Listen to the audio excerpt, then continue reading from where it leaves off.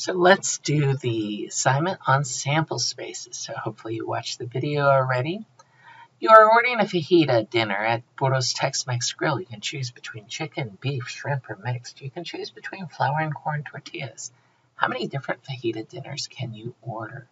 So if I look at this, I'm going to pull this right here. This should be pretty straightforward. You got 1, 2, 3, 4, 2. Looks like I can get 4 times 2 is 8. So let's make sure that's right. Make sure I didn't miscount. And yay.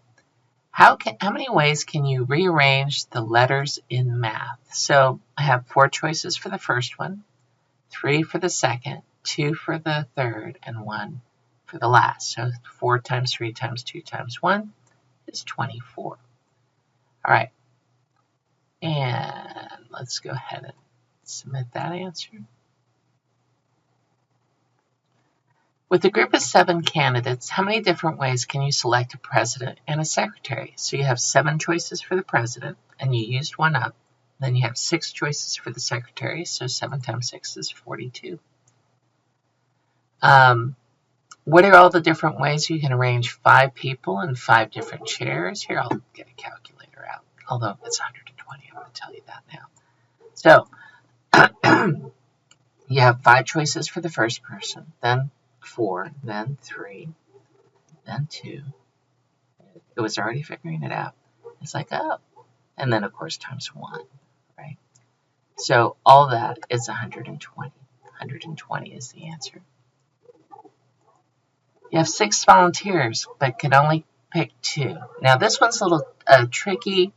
So you have 6 volunteers: Ulysses, Victoria, Wally, Xavier, Yolanda, and Zuri. So I kind of go over this.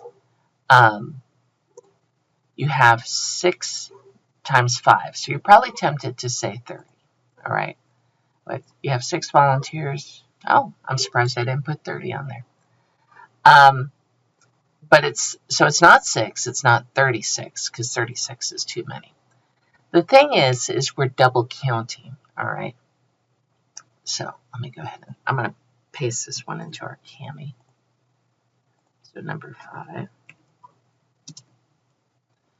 So how do we do this? So you can, and you noticed I used letters.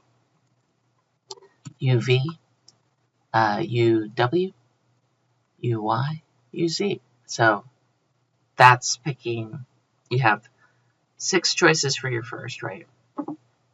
And I can keep doing this, right? So I can go VU, VW, VY, VZ. So I'm making a list.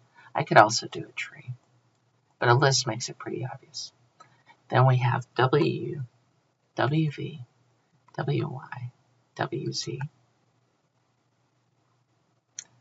Very special kind of problem. We're going to hit this more on C4. XU, XV, XW. Whoa, did I miss X? No wonder. VWV. Oh my goodness, Mrs. Overman. UX. That's right, because we had 6. No wonder this felt so short. VX. WX.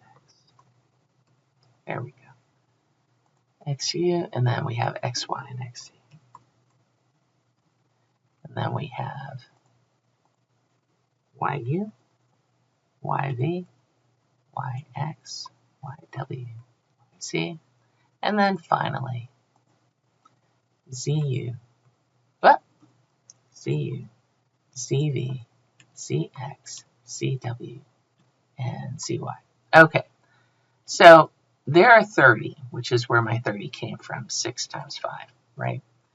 And the problem is that we're double counting. So you can see here, UV is right there.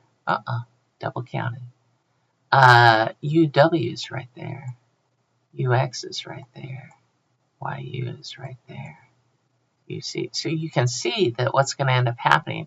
Oh, VW. So you can just see this pattern developing of double counting right there. So the answer is you go 6 times 5, and then you divide by 2.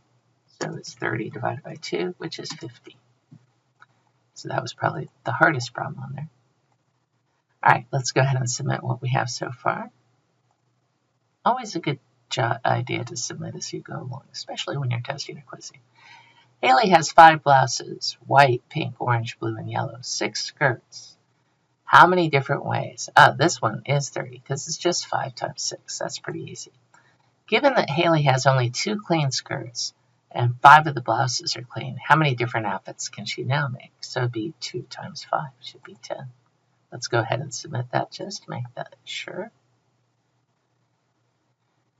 And there we are. A numerical value used as a summary measure for a sample such as sample mean is known as, starts with sample, and it's a statistic, not a parameter.